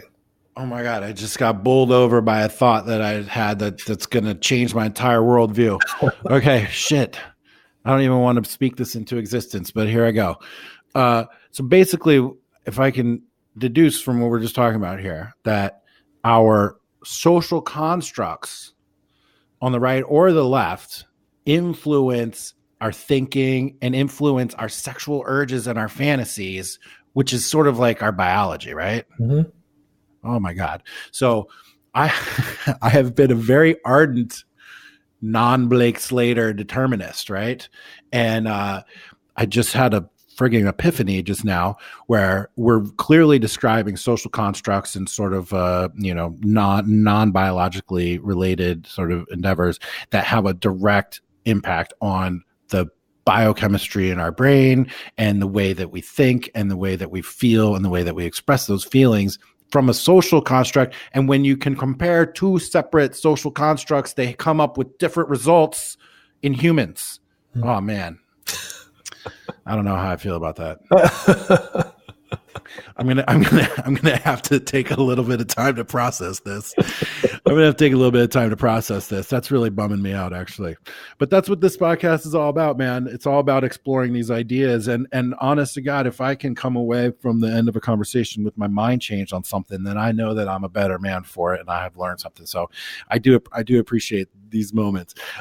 So if we take this logic and took it to its extreme, if we released the taboo on all of these sort of safe, sane, consensual sexual activities, I guess fantasies would fantasies go down? Like and this is totally hypothetical, total thought exercise, right? Like if you were 100% sexually sated, would you have sexual fantasies? Like would those continue? If you could just snap your fingers, which some of us can, and have any kind of sexual activity you want, do you see or would you predict, what's your hunch, just us guys talking, about what it would not, don't be a scientist, what would it do to your fantasies? Would they increase, decrease? Would they become more elaborate? Would they go away? Like, what do you think? Well, I guess that depends what you mean by sexually sated. It's just because you finally had that fantasy, that one fantasy fulfilled, or is it because you're worn out and exhausted because you had so much sex? Or... True. That's true. I'm just thinking about it in the context of these taboos, like the taboo against infidelity, and it makes people want to sort of step out, or the fact that they're actually stuck in a monogamous relationship that they don't want to be in, is sort of an expression of their, sex at dawn, if you believe in that sort of theory about people wanting to have more than one sexual partner. So if you're totally limited by that, then of course you're going to feel an urge to do that. And on the other end, if you have a little bit more of a sexually liberal perspective and you've had multiple partners, then you're not necessarily thinking about that. I guess, do Democrats have fantasies of being, they do, of being in a traditional relationship? Like girls close their eyes and masturbate, of like having a strong father figure tell them what to do, and put them in the kitchen and put an apron on them. Boy, I don't know that I asked enough questions to be able to figure out whether that's indeed the case. But, that is really funny. But yeah, that's funny stuff. I'm gonna have to dig deeper into this idea, because I'm not, as I'm talking about a little bit more, I'm not so sure that the social constructs are shaping our biology, but rather like some of us have our biology expressed, and some of us don't, and it's like where you can express it or not is going to be where your urges and where your fantasies are. I'm just totally thinking out loud and sort of babbling at this point. All right, let's move on down the list. One of the notions that I really, really appreciated was the difference between sexuality and flexibility. Mm-hmm. So could you talk about that and set that up? Because this is going to trigger a lot of people that listen to my podcast. Mm-hmm. The difference between what your sexual orientation is and your proclivity to flexibility, and what they are, and the differences, and how one person may or have, how we have differing levels across the spectrum. Mm-hmm. So the way I define sexual orientation is it's your orientation to partners of a certain gender, and you can be heterosexual, homosexual, bisexual, pansexual, however it is that you want to define your orientation. Sexual flexibility, on the other hand, is sort of your general willingness to deviate from what it is that you've been told you should do when it comes to sex, and your willingness to just, try new things and experiment sexually. So some people are high on sexual flexibility, some people are low. For the people who are high on flexibility, they might actually even deviate from their sexual orientation, right? So if you're somebody who is heterosexually oriented, but you're very flexible, well, if the right set of circumstances arises, you might have a same-sex experience, even though that's not what your orientation is gearing you toward. So I see these as two very different things. And it's part of the reason why I think some people just have much more varied sexual experiences over the course of their lifespan, is because they're just high on this sexual flexibility factor. Yeah. Okay. So let's define sexual orientation there for a second.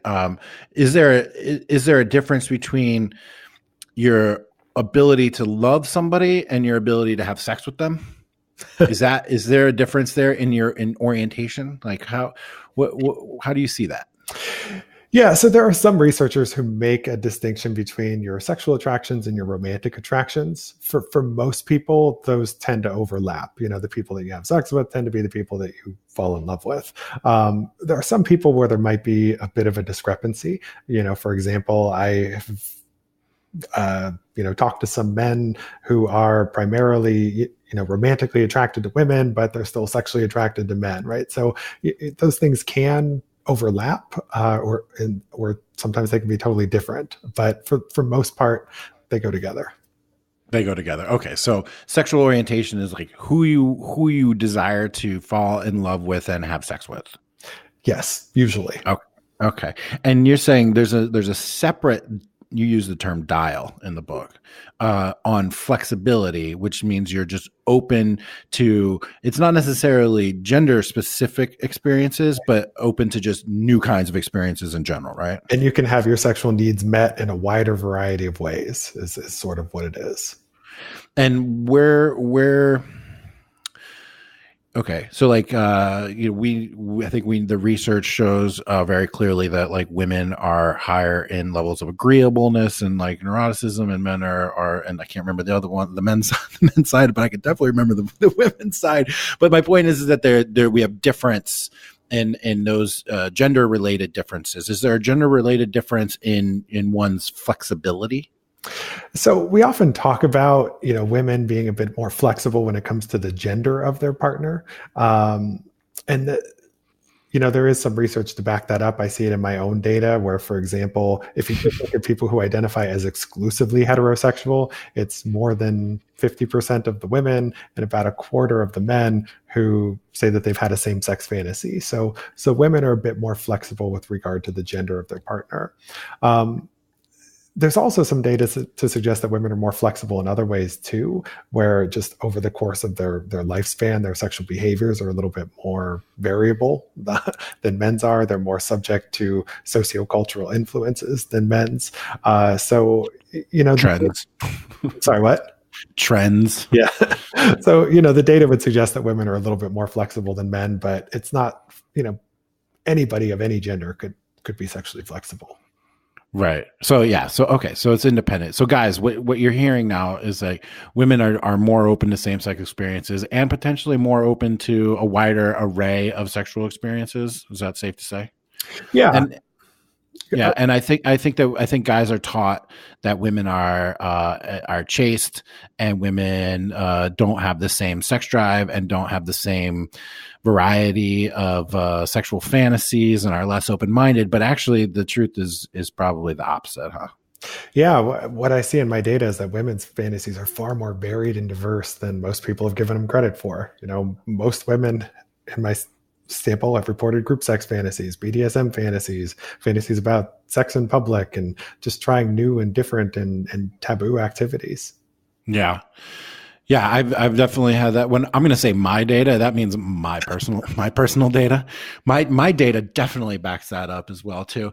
But I just would like the young men, especially that are listening to this, to help squash that limiting belief that they have in their head, which is that women aren't as sexual as men are, because really the opposite I think is true. They're as sexual or even more sexual, and to not be as afraid. And this is a great segue, to not be as afraid to bring up your sexual fantasies or desires with your woman or women you're dating or whatever, out of fear that you will be rejected because women are somehow less sexually open-minded or less sexually flexible or whatnot. Because I think that society sort of hammers, or did at least hammer home, this notion that women are chaste, value comes from chastity, and that they tend to not have this wide buffet of sexual choices that they would like to select from. And so that in turn leads to anxiety for men in expressing their own sexual fantasies and desires with their women. And it also leads to an inability to come to like a real connection with the women, because they would, how could I ever bring that up? She would never want to do that. And if I bring that up, oh my God, she's going to hate me. So this is a great segue.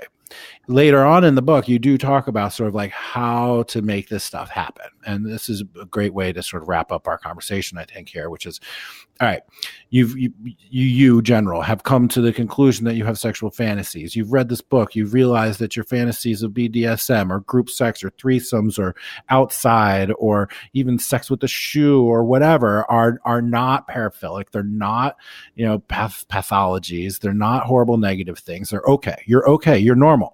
You're normal. You guys got that? You're normal. You're normal.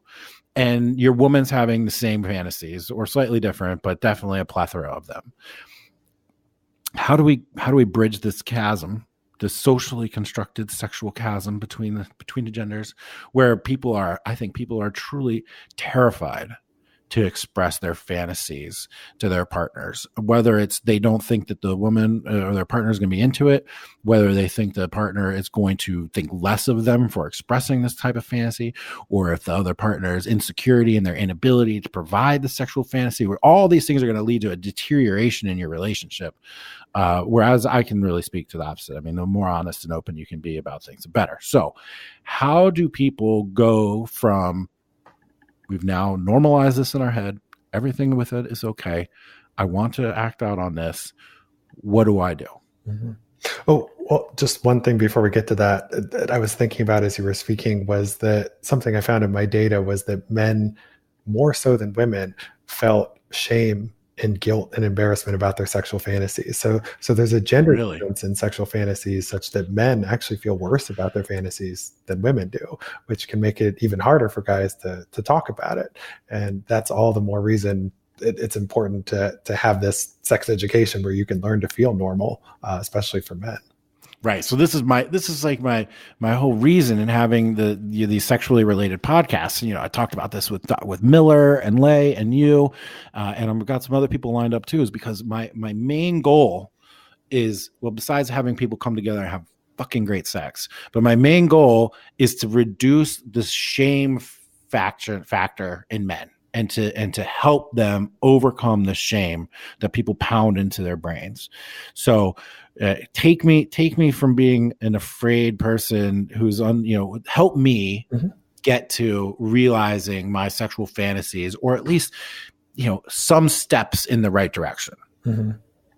So where I start in the book is just sort of with all the statistics and data, and I think that when you start to realize, hey, my fantasies aren't this weird abnormal thing that I always thought they were, that's a really good starting point for just coming to some level of self-acceptance. And I think if you want to get to the point where you can actually tell your partner about your fantasies, maybe even act on them, you have to have that self-acceptance first. Because if you don't feel good about yourself, how are you ever going to put yourself in this position of vulnerability where you're just going to lay all your fantasies out there on the table? Because when you start sharing your fantasies, your partner might judge you, or there are all these other things that could happen that you kind of need to feel good about yourself approaching.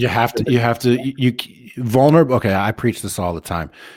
Vulnerability is an essential component to being a human. Therefore, it's an essential component to being a male. Lots of things take vulnerability. Leadership takes vulnerability. Creative expression takes vulnerability.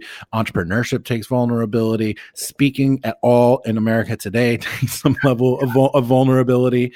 And you need to have strength. Vulnerability comes from strength, and you need to get your mind right and your body right and your soul right in order to become truly vulnerable, in order to get what you need. So I think we've got to that point. So you need to be vulnerable, and then what are we going to do? First we need to be strong, and then we need to be vulnerable, and then what? And then you need to be good at talking about sex, right? There so you go. have to establish some kind of sexual communication with your partner. And a lot of people just, they start having sex without really establishing any kind of communication around it. And so that's part of the reason why I think a lot of people grow bored with their sexual routines, because they find themselves just having a lot of mediocre sex. And it's in part because they aren't talking about it. And then as a result, they're never mixing it up and doing what it is that everybody would rather be doing instead. So there are ways that you can start establishing a norm of sexual communication. It could be, maybe you play some sexy games with your partner. It could be that, truth or dare, or would you rather, there are all kinds of ways that you can just sort of open the door to having those conversations about sex. And the more that you get practiced with that, the easier it will become later to start sharing your sexual fantasies. Okay. So let's just dumb this down. Okay. So I'm supposed to get my girlfriend over, and we're supposed to play truth or dare. That's how we're going to get there. No, I mean, it's hard, right? I mean, we're joking, but like this is difficult, and there's a real risk taking element to this, right?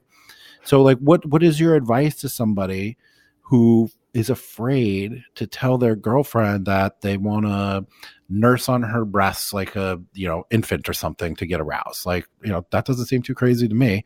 So like, how do you go about, like, man, it's risky, right? It is. And I think you need to start by first picking the right time and place to have this conversation. You don't want to do it out at a restaurant or, in other settings where people might overhear and where you or your partner might be concerned about that. So pick the right setting. And then when you want to start talking about your fantasies, try and do it in a state when your partner is already sexually aroused. So maybe when you're already, in the midst of sexual activity, or maybe you're watching porn together or an erotic movie.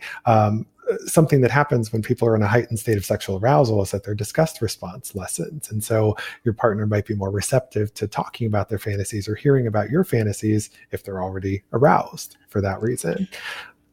Right. Sorry, go ahead. Oh, and then the other thing when it comes to sharing your fantasies is, start low. Don't jump right into I want you to breastfeed me thing, but start with, something that you think your partner is likely to be into. And then think of this as sort of like a progressive thing where you can build up over time to your more intense fantasies. Right. That's exactly right. In fact, that's what I was going to say right then, which is start small, guys. Don't jump into the 50 women and the palm fronds and the pickles. That's where I am. We had 49 last time, so next time's 50. You got to start. You got to start small. You got to start small, and even as crazy as it sounds, I think that there are some guys out there, and I've done a lot of research in that, not only in my practice, but like I'm so inquisitive with the women that I've been with. I ask them all these same questions to get their feedback about the men that they've been with, and like I think it would be not a crazy thing for me to say that like a lot of men might be afraid to even acknowledge that they want to like suck on their girlfriend's breasts. It's like you got to just start small. So guys, like analyze where you are, or in women, I just say guys generally, analyze where you are in your current practice, and then like try to go like 1 or 2 degrees in the direction that you want to go. Don't just bring the chains immediately, right? Let's start with just like a little smack on the butt or something, or, holding her down on her shoulders, or, just little things where you can start a progression. And assuming, you're in this, in a relationship for an extended period of time and you want to work up to this stuff, you can build towards it. And as long as with any human endeavor, as long as you're making progress in the direction that you want to go, generally that's fulfilling, right? And like achieving the goal isn't always as fulfilling as beginning the process. And I've found that with all kinds of stuff. You think you're going to get to the end goal and just be like overwhelmed with this sense of amazement and accomplishment, but really going from 9 to 10 is like just as good as going from 1 to 2, but going from 0 to 1 is probably the most exhilarating part of the whole thing. Mm-hmm. So just start slow, guys. And you have to, there's not a lot of guys out there talking to guys who are saying communication is key, right? But like I can tell you, you have to be able to communicate, and that comes from a sense of vulnerability, that comes from a sense of strength. So in order to be a good communicator, you also have to be strong. You have to have developed your mindset. You have to have developed your inner strength, and you have to develop your sense that you have to be able to take small risks. So we've covered trying to get rid of the shame.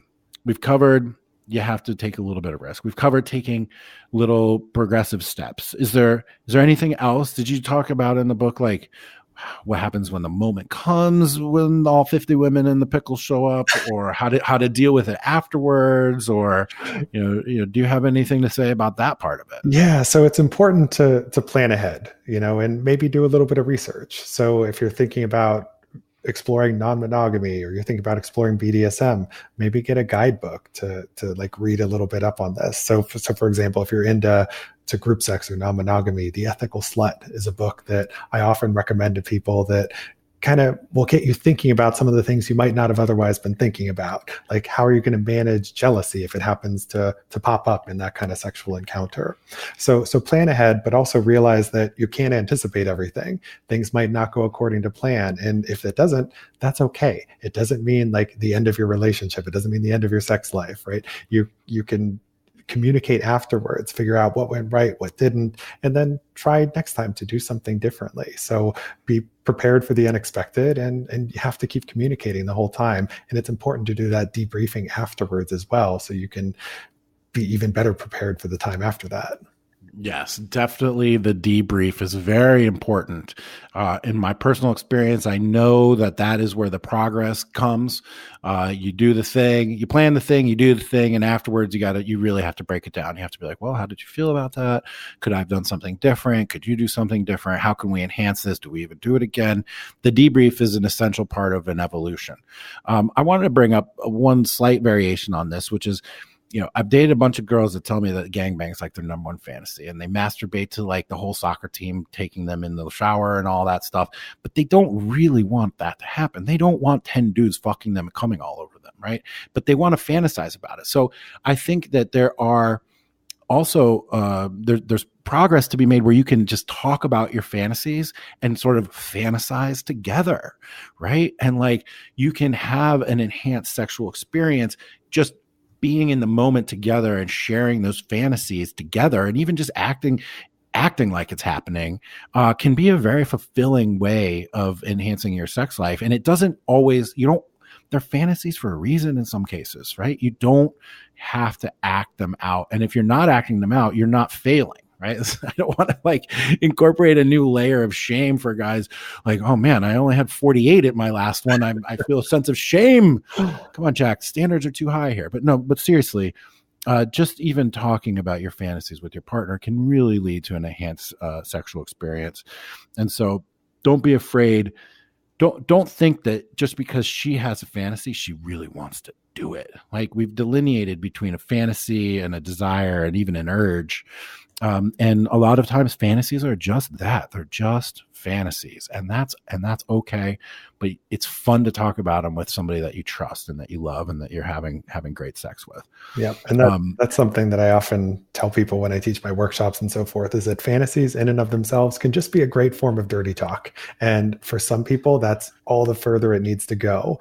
If you need to think within your own moral values and what's feasible and practical for you, whether acting on it is the right move. But just starting with that form of dirty talk is sometimes enough for people. Yeah, absolutely. I agree with that. So my one last question for you is, what, after doing this work, after it was like 4,000 people, right? You must have read just a ridiculous amount of sexual fantasies. Yep. And you've learned a ton about people's sexuality. And of course, you're going around the country talking to people, you're engaging with people who engage with people about their sexuality. You've learned a ton. What are your hopes for our collective human sexuality? Like what do you wish would change, would grow, would evolve? In 5 years from now, how would you like to see our national dialogues be different, our practices be different? Like if you could, wave a wand, like what are your desires for us as Americans, humans, in terms of our sexuality? Mm-hmm. Oh, so many desires. One is that I wish we could move past this debate over abstinence-only sex education, right? Because we see in the data that it just doesn't work when the only skill you teach people is just say no to sex, don't do it. We see that in states where they have more abstinence programs, they have higher rates of teen pregnancy, more teen STIs, more teen abortions. And so if you want to reduce all of those things, comprehensive sex education can help with that. And we know that there are models for this that work. I've taught a study abroad course in the Netherlands for the last 2 years, where I've gone and met with the people who have developed the curriculum that they use in Dutch schools. And their program works. They teach people actual sexual communication skills, and they have the lowest rate of teen STIs, teen abortions, teen pregnancies in the industrialized world. So we need to start early on teaching people how to communicate about sex, and that will make it a lot easier for people to communicate about their fantasies later on, and I think to establish happier and healthier relationships. So I think, my goal is we want to start with the way we approach sex education early on, and that could eliminate so many of the problems that we have in our sex lives and relationships. Related to that, parents also need to get better at talking to their kids about sex. They're expecting the schools to do all the education, but the schools aren't teaching the kids what they need to know, and then the parents aren't answering the kids' questions. So you also, as a parent, need to do your job and step up and talk to your kids about sex so that they don't have to go through the same anxiety about sexual communication that you did. Right. Learn more, talk more. Yeah. Well, I think that's pretty good advice for pretty much anything, but particularly in this field, when there's so many human happiness condition factors, play into sexuality and real life issues, teenage pregnancies, abortions. Oh my God, abortions. If talking about sex and helping people have more fulfilling sex lives and being more knowledgeable about sex could lead to fewer abortions, and I think you saying the data bears that out. Yeah. Then this is like a morality, like something that we have to do, where we should be compelled to do it. And I feel that same sense of responsibility. Like I want to do harm reduction, harm mitigation. combined with mind-blowing orgasms and fucking awesome sexual adventures. So I really, really thank you so much for taking the time to talk to me and to get this information out to maybe an audience that wouldn't ordinarily hear what you have to say, and to keep spreading these words of communication and honesty and lack of shame, and knowledge is power and can lead to more favorable outcomes for you personally, for us as society at large. And, just thank you. I'm really pleased that you're able to bring your expertise here. You've been a wonderful guest. Where can I point people to find you, to learn more about you, to read your stuff? Like, what's the best way to get somebody better in touch with you? I run a blog called Sex and Psychology. You can get to it at sexandpsychology.com. And I blog about the latest sex research a couple of times a week. So it's a great form of ongoing adult sex education. And you can find links to my books and other writings on there as well. Are you active on Twitter? Do you have a social media presence? How do you do it? What do you do there? I am on all the social medias. So I'm on Twitter at Justin Lehmiller, Leh Miller, and on Facebook, Instagram, YouTube. I'm trying to do it all.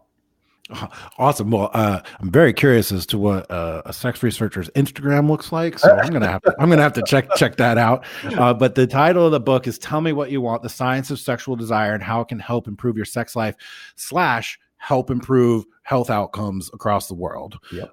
And again, Justin Lehmiller, PhD at the Kinsey Institute. Thank you so much. I really, really, truly appreciate it. Guys, if you want to learn more about me too, go to jackmurphylive.com, sign up for the mailing list. I send emails regularly with exceptional content. I'm on Twitter, active there at Jack Murphy Live. Instagram as well, Jack Murphy Live, Jack Murphy Live everywhere, all across the internet, Jack Murphy Live podcast. Justin Lehmiller, thank you so much. And hopefully we can do this again soon sometime. I'd be happy to. Thanks, Jack. All right, my pleasure.